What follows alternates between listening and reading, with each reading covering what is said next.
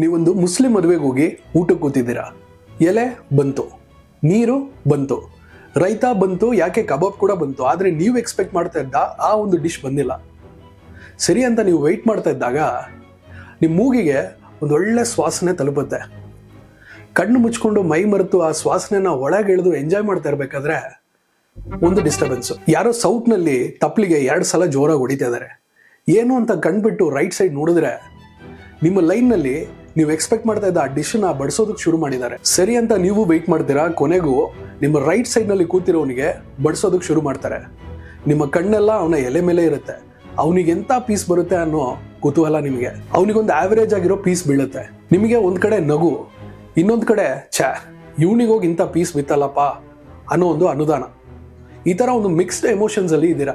ಅದೇ ಟೈಮ್ನಲ್ಲಿ ಆ ಸಪ್ಲೈ ಮಾಡ್ತಾ ಇದ್ದ ಭಯ್ಯ ನಿಮ್ಮ ಮುಖನ ನೋಡ್ಬಿಟ್ಟು ಅವ್ರು ತಂದಿದ್ದ ತಪ್ಲಿಲಿ ಸೌಟನ್ನು ಆಡಿಸಿ ಒಂದು ಒಳ್ಳೆ ಪೀಸನ್ನ ತೆಗೆದು ನಿಮ್ಮ ಎಲೆ ಮೇಲೆ ಇಡ್ತಾರೆ. ಇಷ್ಟೊತ್ತು ಅವ್ರು ತಂದಿದ್ದ ತಪ್ಲಿನೇ ಗುರಾಯಿಸ್ತಾ ಇದ್ದ ನೀವು ಒಳ್ಳೆ ಪೀಸ್ ಬಂದಿದ ತಕ್ಷಣ ಆ ಸಪ್ಲೈ ಮಾಡ್ತಾ ಇದ್ದ ಭಯ್ಯವಿನ ಮುಖವನ್ನ ನೋಡ್ತೀರಾ. ಅವ್ರು ದೇವ್ರ ತರ ಕಾಣಿಸ್ತಾರೆ ನಿಮಗೆ.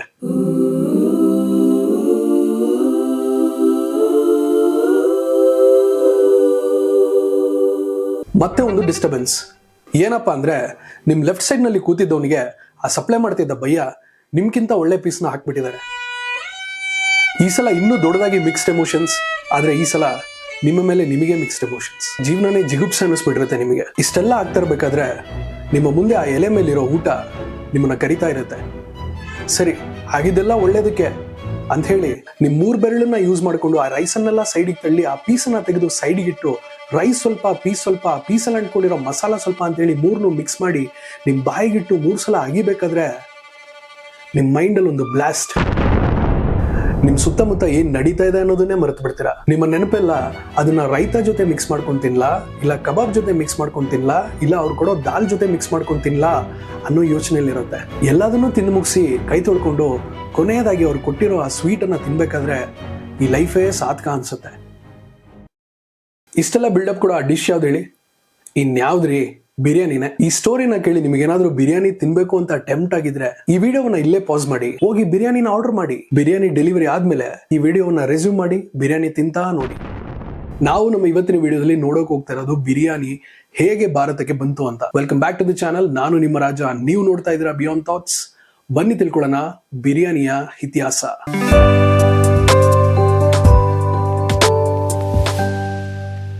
Beyond thoughts. ಬಿರಿಯಾನಿ ತಿಂದಿರೋರಿಗೆ ಗೊತ್ತು, ಬಿರಿಯಾನಿ ಅನ್ನೋದು ಜಸ್ಟ್ ಒಂದು ಫುಡ್ ಅಲ್ಲ, ಅದೊಂದು ಎಮೋಷನ್. ಅದರಲ್ಲೂ ನಮ್ಮ ಇಂಡಿಯನ್ಸ್ಗೆ ಬಿರಿಯಾನಿ ಮೇಲಿರೋ ಮೋಹ ವರ್ಷದಿಂದ ವರ್ಷ ಜಾಸ್ತಿ ಆಗ್ತಾನೆ ಇದೆ. ಈ ಒಂದು ವಿಷಯವನ್ನ ಹಾಗೆ ಸುಮ್ಮನೆ ಹೇಳ್ತಾ ಇಲ್ಲ. ಇದಕ್ಕೆ ಸಪೋರ್ಟ್ ಮಾಡೋ ಹಾಗೆ ಒಂದು ರಿಪೋರ್ಟ್ ಒಂದು ರಿಲೀಸ್ ಆಗಿದೆ. ನೀವು ಇಂಡಿಯಾದ ಈ ಡೆಲಿವರಿ ಪಾರ್ಟ್ನರ್ ಸ್ವಿಗ್ಗಿ ಬಗ್ಗೆ ಕೇಳಿರ್ಬೋದು. ಈ ಸ್ವಿಗ್ಗಿ ಒಂದು ರಿಪೋರ್ಟ್ ಅನ್ನ ರಿಲೀಸ್ ಮಾಡಿದೆ. ಈ ಒಂದು ರಿಪೋರ್ಟ್ ಪ್ರಕಾರ ಬರೀ ಸ್ವಿಗ್ಗಿಲಿ ಮಾತ್ರ 2024ರಲ್ಲಿ ಸುಮಾರು 83 ಬಿಲಿಯನ್ ಪ್ಲೇಟ್ಸ್ ಆಫ್ ಬಿರಿಯಾನಿಯನ್ನ ಆರ್ಡರ್ ಮಾಡಿ ತಿಂದು ಬಿಸಾಕಿದೀವಿ ನಮ್ಮ ಇಂಡಿಯನ್ಸ್. ಇದೆಷ್ಟಪ್ಪ ಅಂದ್ರೆ ಒಂದು ಸೆಕೆಂಡ್ಗೆ 2 ಪ್ಲೇಟ್ ಅಂತ ಆರ್ಡರ್ ಮಾಡಿ ತಿಂದಿದೀವಿ. 2025ರಲ್ಲಿ ಅದಿನ್ನೂ ಜಾಸ್ತಿ ಆಗಿದೆ. ಸುಮಾರು 93 ಮಿಲಿಯನ್ ಪ್ಲೇಟ್ಸ್ ಆಫ್ ಬಿರಿಯಾನಿಯನ್ನ ಆರ್ಡರ್ ಮಾಡಿದೀವಿ. ಇದು ಒಂದು ಸೆಕೆಂಡ್ಗೆ 3.5 ಪ್ಲೇಟ್ಸ್ ಅನ್ನೋ ಲೆಕ್ಕ. ಅದರಲ್ಲೂ ಈ ಚಿಕನ್ ಬಿರಿಯಾನಿಗಿರೋ ಫ್ಯಾನ್ಸ್ ಬೇರೆ ಲೆವೆಲ್ ಅಲ್ಲಿ ಇದ್ದಾರೆ. 93 ಮಿಲಿಯನ್ ಪ್ಲೇಟ್ಸ್ ಆಫ್ ಬಿರಿಯಾನಿನಲ್ಲಿ ಸುಮಾರು 57.7 ಮಿಲಿಯನ್ ಪ್ಲೇಟ್ಸ್ ಆಫ್ ಬಿರಿಯಾನೀಸ್ ಏನಿದೆ ಅದು ಬರೀ ಚಿಕನ್ ಬಿರಿಯಾನಿ ಮಾತ್ರ ಸೇಲ್ ಆಗಿದೆ. ಈ ಬಿರಿಯಾನಿ ಅನ್ನೋ ಒಂದು ಡಿಶ್ ಈಗ ಇಂಡಿಯಾದಲ್ಲಿ ಇಷ್ಟೊಂದು ಫೇಮಸ್ ಆಗಿದ್ರು ಕೂಡ ಈ ಬಿರಿಯಾನಿಯ ಆರಿಜಿನ್ ಅಂದ್ರೆ ಹುಟ್ಟಿದ ಸ್ಥಳ ಇಂಡಿಯಾ ಅಲ್ಲ. ಎಸ್, KT ಅಚಾಯ ಒಂದು ಫುಡ್ ಹಿಸ್ಟೋರಿಯನ್. ಇವರು ಹೇಳೋ ಪ್ರಕಾರ ಬಿರಿಯಾನಿ ಅನ್ನೋ ಪದ ಭಾರತಕ್ಕೆ ಬರೋಕ್ಕಿಂತ ಮುಂಚೆಯಿಂದನೂ ಪಿಲಾವ್ ಅನ್ನೋ ಒಂದು ಪದ ನಮ್ಮಲ್ಲಿ ಬಳಕೆಯಲ್ಲಿತ್ತಂತೆ. ಈ ಪಿಲಾವನ್ನ ಹೇಗೆ ಬಿರಿಯಾನಿಯನ್ನ ಕುಕ್ ಮಾಡ್ತೀವೋ ಅದೇ ರೀತಿಲಿ ಸ್ವಲ್ಪ ರೈಸ್ ಅನ್ನ, ಸ್ವಲ್ಪ ಮಾಂಸವನ್ನ, ಸ್ವಲ್ಪ ಸ್ಪೈಸಸ್ ಅನ್ನ ಮಿಕ್ಸ್ ಮಾಡಿ ಕುಕ್ ಮಾಡೋ ರೀತಿಯಲ್ಲಿ ನಮ್ಮಲ್ಲಿ ಆಲ್ರೆಡಿ ಒಂದು ಅಭ್ಯಾಸ ಇತ್ತು ಅನ್ನೋದನ್ನ ಅಚಾಯ ಅವರು ಹೇಳ್ತಾರೆ. ಲಿಝಿ ಕಾಲಿಂಗಮ್ ಇವರೊಂದು ಇಂಡಿಪೆಂಡೆನ್ಸ್ ಸ್ಕಾಲರ್. ಇವರ ಪ್ರಕಾರ ನಾವು ಈಗ ತಿಂತಾ ಇರೋ ಈ ಬಿರಿಯಾನಿ ಮೊಘಲರ ಟೈಮ್ ನಲ್ಲಿ, ಅದು ಎಸ್ಪೆಷಲಿ ಈ ಅಕ್ಬರ್ನ ಟೈಮ್ ಆದ 1556 ಇಂದ 1605 ಟೈಮ್ ನಲ್ಲಿ ಆ ರಾಯಲ್ ಕಿಚನ್ ನಲ್ಲಿ ರಾಯಲ್ ಫ್ಯಾಮಿಲಿಗೋಸ್ಕರ ಕಂಡುಹಿಡಿದ ಒಂದು ಡಿಶ್ ಆಗಿದೆ. ಪ್ರತಿಭಾ ಕರನ್ ಇವರೊಂದು ರೈಟರು. ಇವರ ಪ್ರಕಾರ ನಮ್ಮ ಭಾರತದಲ್ಲಿ ಆಲ್ರೆಡಿ ಪಿಲಾವ್ ಅನ್ನೋ ರೂಪದಲ್ಲಿ ಈ ಬಿರಿಯಾನಿ ಇತ್ತಂತೆ. ಯಾವಾಗ ಈ ಮುಸ್ಲಿಂ ಇನ್ವೇಡರ್ಸ್ ಇರ್ಬೋದು, ಮುಸ್ಲಿಂ ಟ್ರೇಡರ್ಸ್ ಗಳು ಒಳಗೆ ಬರ್ತಾರೆ, ಅವರ ಒಂದು ಫುಡ್ ಶೈಲಿ ಜೊತೆ ನಮ್ಮ ಫುಡ್ ಶೈಲಿ ಮಿಕ್ಸ್ ಆಗಿ ಒಂದು ಫೈನಲ್ ಪ್ರಾಡಕ್ಟ್ ಆಗಿ ಹೊರಗಡೆ ಬಂದಿದ್ದೆ ಬಿರಿಯಾನಿ ಅನ್ನೋದು ಇವರ ಒಂದು ಅಭಿಪ್ರಾಯ ಆಗಿದೆ. ಅಂಡ್ ಪ್ರತಿಭಾ ಅವರ ಪ್ರಕಾರ ಮೆಡಿವಾಲ್ ಟೈಮ್ ನಲ್ಲಿ ಮೈನ್ ಆಗಿ ಈ ಒಂದು ಡಿಶ್ ಅನ್ನ ಸೋಲ್ಜರ್ಸ್ಗೆ ನ್ಯೂಟ್ರಿಯೆಂಟ್ ರಿಚ್ ಫುಡ್ ಒಂದನ್ನ ಪ್ರಿಪೇರ್ ಮಾಡಬೇಕು ಅನ್ನೋ ಒಂದು ಉದ್ದೇಶವನ್ನ ಇಟ್ಕೊಂಡು ಈ ಒಂದು ಫುಡ್ ಅನ್ನ ಕಂಡುಹಿಡಿದು ಅವರಿಗೆ ಸರ್ವ್ ಮಾಡ್ತಾ ಇದ್ರು ಅನ್ನೋದು ಪ್ರತಿಭಾ ಅವರ ಒಂದು ಅಭಿಪ್ರಾಯವಾಗಿದೆ.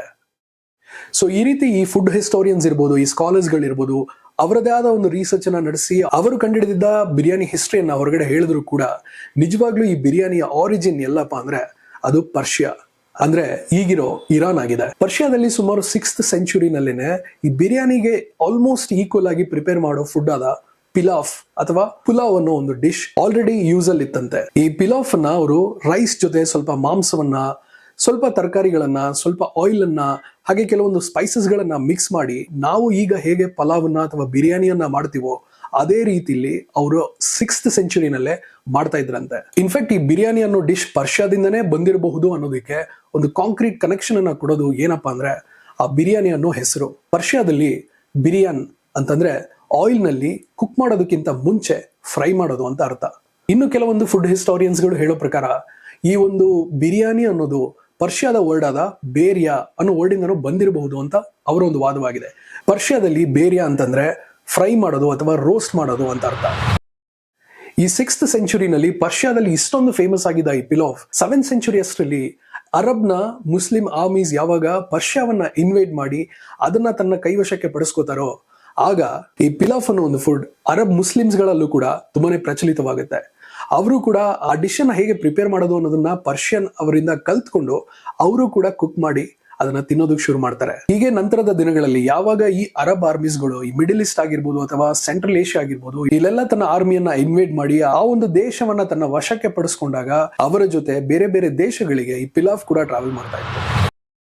ಸರಿ, ಹೀಗೆ ದೇಶ ಟ್ರಾವೆಲ್ ಮಾಡ್ತಾ ಇದ್ದ ಈ ಪಿಲಾಫ್ ಅನ್ನೋ ಈ ಬಿರಿಯಾನಿ ಯಾವಾಗ ಭಾರತಕ್ಕೆ ಬಂತು ಅಂತ ನೋಡಿದ್ರೆ ಅದು ಮೊಘಲರ ಟೈಮ್ ನಲ್ಲೇನೆ. ಈ ಮೊಘಲರು ಆಳ್ವಿಕೆ ನಡೆಸಿದ ಟೈಮ್ ಆದ 16th ಸೆಂಚುರಿಯಿಂದ 19th ಸೆಂಚುರಿನಲ್ಲಿ ಬಾಂಗ್ಲಾದೇಶ್, ಪಾಕಿಸ್ತಾನ್, ಇಂಡಿಯಾ ಒಳಗೊಂಡಂತೆ ಇವರ ಒಂದು ಟೆರಿಟರಿ ಏನಿತ್ತು ತುಂಬಾನೇ ದೊಡ್ಡದಾಗಿತ್ತು. ಮೊಘಲರು ಡಿಫ್ರೆಂಟ್ ಡಿಶಸ್ ಅನ್ನ ಕಂಡಿಡಿದು ತಿನ್ನೋದ್ರಲ್ಲಿ ಹಾಗೆ ಅವರ ಅರಮನೆಗೆ ಬಂದ ಅತಿಥಿಗಳನ್ನ ಬ್ರಹ್ಮಾಂಡವಾಗಿ ಊಟದ ಉಪಚಾರ ಮಾಡೋದ್ರಲ್ಲಿ ಪ್ರಸಿದ್ಧರಾಗಿದ್ರು. ಇನ್ಫ್ಯಾಕ್ಟ್ ಮೊಘಲರ ಟೈಮ್ ನಲ್ಲಿ ಅಲ್ಲಿ ಅವರಿಗೆ ಏನ್ ಅವೈಲಬಲ್ ಇತ್ತೋ ಆ ವಸ್ತುಗಳನ್ನ ಯೂಸ್ ಮಾಡಿಕೊಂಡು ಅವರ ಒಂದು ರಾಯಲ್ ಕಿಚನ್ ನಲ್ಲಿ ಕೆಲಸ ಮಾಡ್ತಿದ್ದ ಅಡಿಗೆ ಭಟ್ಟರಿಗೆ ಟೈಮ್ ಅನ್ನ ಕೊಟ್ಟು ಹಾಗೆ ಅವರಿಗೆ ಬೇಕಾದ ದುಡ್ಡನ್ನ ಕೊಟ್ಟು ಹೊಸ ಡಿಶ್ ಅನ್ನ ಕಂಡುಹಿಡಿಯೋದಕ್ಕೆ ಪ್ರೋತ್ಸಾಹ ಕೊಡ್ತಾ ಇದ್ರಂತೆ. ಈ ರೀತಿ ಕಂಡುಹಿಡಿದ ಹೊಸ ಡಿಶಸ್ ಅನ್ನ ಪ್ರೊಜೆಕ್ಟ್ ಮಾಡೋದಕ್ಕೆ ಕಾಂಪಿಟೇಷನ್ಸ್ ಗಳನ್ನ ಕೂಡ ನಡೆಸ್ತಾ ಇದ್ರಂತೆ.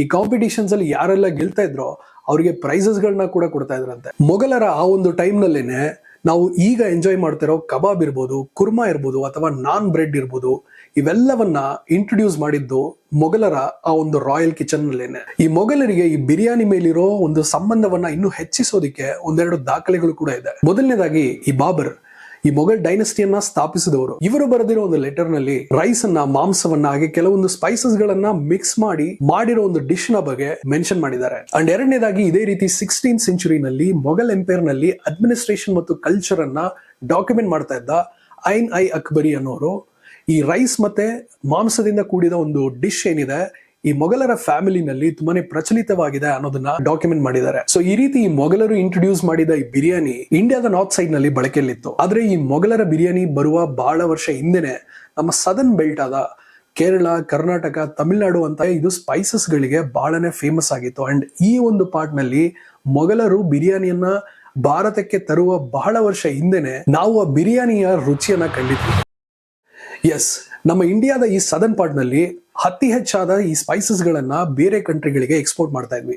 ಈ ರೀತಿ ಎಕ್ಸ್ಪೋರ್ಟ್ ಮಾಡ್ತಾ ಇದ್ದ ಕಂಟ್ರೀಸ್ ಗಳಲ್ಲಿ ಅರಬ್ ಕಂಟ್ರೀಸ್ ಕೂಡ ಇತ್ತು. ಹೇಗೆ ಪರ್ಷಿಯಾದಿಂದ ಅರಬ್ ಕಂಟ್ರೀಸ್ ಗೆ ಪಿಲಾಫ್ ಅನ್ನೋ ರೂಪದಲ್ಲಿ ಬಿರಿಯಾನಿ ಹೋಗಿ ತಲುಪ್ತೋ ಅದೇ ರೀತಿಲಿ ಈ ಅರಬ್ ಕಂಟ್ರೀಸ್ ನಲ್ಲಿದ್ದ ಟ್ರೇಡರ್ಸ್ ಗಳು ಯಾವಾಗ ಸ್ಪೈಸಸ್ ಗಳನ್ನ ನಮ್ಮ ಸದರ್ನ್ ಪಾರ್ಟ್ ಆಫ್ ಇಂಡಿಯಾದಲ್ಲಿ ತಗೊಳ್ಳೋದಕ್ಕೆ ಬರ್ತಾರೋ ಆಗ ಅವರ ಫುಡ್ ಅನ್ನ ಕೂಡ ಇಲ್ಲಿ ಇಂಟ್ರೊಡ್ಯೂಸ್ ಮಾಡ್ತಾರೆ. ಈ ಅರಬ್ ಕಂಟ್ರೀಸ್ ನಿಂದ ಬಂದ ಟ್ರೇಡರ್ಸ್ ಗಳು ನಮಗೆ ಒಂದು ರೀತಿಯ ಬಿರಿಯಾನಿಯನ್ನ ಮಾಡೋದಕ್ಕೆ ಹೇಳ್ಕೊಟ್ಟಿದ್ರು ಕೂಡ ಅದನ್ನ ಕಲ್ತ್ಕೊಂಡು ನಾವು ನಮಗೆ ಆ ಬಿರಿಯಾನಿ ಹೇಗೆ ಬೇಕು ಅನ್ನೋದನ್ನ ಬದಲಾಯಿಸ್ಕೊಂಡ್ವಿ. ನಮ್ಮಲ್ಲಿ ಅತಿ ಹೆಚ್ಚಾದ ಸ್ಪೈಸಸ್ ಗಳು ಇದ್ದಿದ್ರಿಂದ ಆ ಸ್ಪೈಸಸ್ ಗಳನ್ನೆಲ್ಲ ಬಳಸ್ಕೊಂಡು ಆ ಬಿರಿಯಾನಿಯ ಟೇಸ್ಟ್ ನ ಇನ್ನೂ ಕೂಡ ಇಂಪ್ರೂವ್ ಮಾಡಿದ್ವಿ. ಸೊ ಇದೇ ಒಂದು ಕಾರಣದಿಂದ ಇವತ್ತಿಗೂ ಕೂಡ ನಮ್ಮ ಸೌತ್ ಇಂಡಿಯಾದಲ್ಲಿರೋ ಈ ಡಿಫ್ರೆಂಟ್ ಬಿರಿಯಾನಿ ಡಿಶಸ್ ಗಳೇನಿದೆ ಅದು ಈ ನಾರ್ತ್ ಇಂಡಿಯಾದಲ್ಲಿ ಸಿಗೋ ಬಿರಿಯಾನಿಗಿಂತ ಬಹಳ ಡಿಫ್ರೆಂಟ್ ಆಗಿರುತ್ತೆ. ನಮ್ಮಲ್ಲಿ ಆಲ್ರೆಡಿ ಈ ಸ್ಪೈಸಸ್ ಗಳನ್ನೆಲ್ಲ ಯೂಸ್ ಮಾಡ್ಕೊಂಡು ಒಳ್ಳೆ ಮಸಾಲಾ ಇರೋ ಟೇಸ್ಟಿ ಆಗಿರೋ ಬಿರಿಯಾನಿ ಇದ್ದಿದ್ರಿಂದ ಈ ಮೊಘಲರು ಇನ್ವೆಂಟ್ ಮಾಡಿದ ಬಿರಿಯಾನಿಯ ಮೇಲೆ ನಮಗೆ ಅಷ್ಟೊಂದು ಆಸಕ್ತಿ ಹೋಗ್ಲಿಲ್ಲ. ಅದಕ್ಕೆ ಇವತ್ತಿಗೂ ಕೂಡ ನಮ್ಮ ಸೌತ್ ಇಂಡಿಯಾದಲ್ಲಿ ಸಿಗೋ ಬಿರಿಯಾನಿ ಏನಿದೆ ಆ ಒಂದು ಬಿರಿಯಾನಿ ನಮಗೆ ಬಹಳನೇ ಇಷ್ಟವಾಗಿದೆ. ಈ ಅರಬ್ ಕಂಟ್ರಿಯಿಂದ ಬಂದ ಟ್ರೇಡರ್ಸ್ ಗಳು ನಮಗೆ ಒಂದು ರೀತಿಯ ಬಿರಿಯಾನಿ ಮಾಡುವ ವಿಧಾನವನ್ನ ಹೇಳ್ಕೊಟ್ಟಿದ್ರು ಕೂಡ ನಮ್ಮ ಈ ಸದರ್ನ್ ಪಾರ್ಟ್ ನಲ್ಲಿ ಆ ಒಂದು ಸ್ಕಿಲ್ ಸ್ಪ್ರೆಡ್ ಆಗ್ಬೇಕಾದ್ರೆ, ಅಂದ್ರೆ ಎಸ್ಪೆಷಲಿ ಒಂದು ರೀಜನ್ ಇಂದ ಇನ್ನೊಂದು ರೀಜನ್ ಗೆ ಸ್ಪ್ರೆಡ್ ಆಗ್ಬೇಕಾದ್ರೆ ಆ ಒಂದು ಬಿರಿಯಾನಿಯ ಮಾಡುವ ವಿಧಾನ ಚೇಂಜ್ ಆಗ್ತಾ ಹೋಯ್ತು. ಅಲ್ಲಿನ ಜನಗಳಿಗೆ ಅವರ ಒಂದು ಟೇಸ್ಟ್ ಬಡ್ಸ್ ಗೆ ತಕ್ಕಂತೆ ಆ ಒಂದು ಬಿರಿಯಾನಿಯನ್ನ ಮಾಡೋದಕ್ಕೆ ಶುರು ಮಾಡಿದ್ರು. ಎಕ್ಸಾಂಪಲ್ ಗೆ ನಮ್ಮ ಕರ್ನಾಟಕದಲ್ಲಿ ದೊಣ್ಣೆ ಬಿರಿಯಾನಿ, ಬಟ್ಕಾಲಿ ಅಥವಾ ನವಯಾತಿ ಬಿರಿಯಾನಿ ಅಂಡ್ ಬೇರಿ ಅಥವಾ ಮಂಗ್ಳೂರ್ ಸ್ಟೈಲ್ ಬಿರಿಯಾನಿ ಎಲ್ಲ ಫೇಮಸ್ ಆಗಿದ್ರೆ, ತಮಿಳುನಾಡು ಸ್ಟೇಟ್ ನಲ್ಲಿ ಆಂಬೂರ್ ಬಿರಿಯಾನಿ, ದಿಂಡಕಲ್ ತಲಪಾಕಟ್ಟಿ ಬಿರಿಯಾನಿ, ಚೆಟ್ಟಿನಾಡ್ ಬಿರಿಯಾನಿ, ಚೆನ್ನೈ ಬುಹಾರಿ ಸ್ಟೈಲ್ ಬಿರಿಯಾನಿ ಅಂತ ಡಿಫ್ರೆಂಟ್ ಆಗಿರೋ ಬಿರಿಯಾನಿ ಟೈಪ್ಸ್ ಇದೆ. ಇನ್ನು ಕೇರಳದಲ್ಲಿ ನೋಡಿದ್ರೆ ತಲಸೇರಿ ಬಿರಿಯಾನಿ, ಕೋಳಿಕೋಡೆ ಅಥವಾ ಕ್ಯಾಲಿಕಟ್ ದಮ್ ಬಿರಿಯಾನಿ, ಕಾಯಿಸ್ ಬಿರಿಯಾನಿ ಇವೆಲ್ಲ ಕೇರಳದಲ್ಲಿ ಫೇಮಸ್. ಸರಿ, ಇಷ್ಟೊಂದು ಬಿರಿಯಾನಿ ಟೈಪ್ಸ್ ನಲ್ಲಿ ನನ್ನ ಫೇವರೇಟ್ ಬಿರಿಯಾನಿ ಯಾವ್ದಪ್ಪ ಅಂದ್ರೆ ಆಂಬೂರ್ ಸ್ಟೈಲ್ ಬಿರಿಯಾನಿನೇ. ಆ ಜೀರಾ ರೈಸ್ ನಲ್ಲಿ ಬನ್ನೂರು ಕುರಿ ಹೊಡೆದು ಆ ಮಟನ್ ಅನ್ನ ಹಾಕಿ ತುಪ್ಪ ಹಾಕಿ ಘಮಘಮ ಅಂತ ತಗೊಂಡ್ಬಂದು ಸರ್ವ್ ಮಾಡ್ತಾರೆ. ಕಣ್ಣು ಮುಚ್ಕೊಂಡು 2 ಪ್ಲೇಟ್ ತಿನ್ಬೋದು. ನೀವಿನ್ನು ಆ ಆಂಬೂರ್ ಬಿರಿಯಾನಿನ ಟ್ರೈ ಮಾಡಿಲ್ಲ ಅಂದ್ರೆ ಬೆಂಗಳೂರಲ್ಲಿ ಸ್ಟಾರ್ ಆಂಬೂರ್ ಬಿರಿಯಾನಿ ಅಂತ ಒಂದು ಶಾಪ್ ಇದೆ, ಅಲ್ಲೇ ಹೋಗಿ ಟ್ರೈ ಮಾಡಿ. ಪ್ರಮೋಷನ್ ಏನಲ್ಲ, ನೀವ್ ಯಾವ್ದೋ ಒಂದು ಲೋಕಲ್ ಶಾಪ್ ಅಲ್ಲಿ ಆಂಬೂರ್ ಬಿರಿಯಾನಿ ಅಂತ ತಿನ್ಬಿಟ್ಟು ನನಗೆ ಬೈಬಾರ್ದು ಆಮೇಲೆ. ಸರಿ, ನಿಮಗೆ ತುಂಬಾನೇ ಫೇವರೇಟ್ ಆಗಿರೋ ಬಿರಿಯಾನಿ ಯಾವ್ದು ಅನ್ನೋದನ್ನ ಕಮೆಂಟ್ ಸೆಕ್ಷನ್ ಅಲ್ಲಿ ಹೇಳಿ. ಹಾಗೆ ನಿಮ್ ಗ್ಯಾಂಗ್ ಅಲ್ಲಿ ಯಾರಾದ್ರೂ ಒಬ್ಬ ಅಯ್ಯೋ ಬಿರಿಯಾನಿ ಸೈಕ್ ಗುರು ಇವನು ಅನ್ನತ್ರ ಯಾರಾದ್ರೂ ಇರ್ತಾರಲ್ಲ, ಅವರಿಗೆ ಈ ವಿಡಿಯೋನ ಶೇರ್ ಮಾಡಿ ಪಾಪ, ನೋಡ್ಲಿ, ತಿಳ್ಕೊಳ್ಳಿ. ಓಕೆ ಗಾಯ್ಸ್, ನಾನು ನಿಮ್ಮನ್ನ ನೆಕ್ಸ್ಟ್ ವಿಡಿಯೋದಲ್ಲಿ ಭೇಟಿ ಆಗ್ತೀನಿ. ಅಲ್ಲಿವರೆಗೂ ಸ್ಟೇ ಟ್ಯೂನ್, ಸ್ಟೇ ಸೇಫ್, ಬಾಯ್. Beyond Thoughts.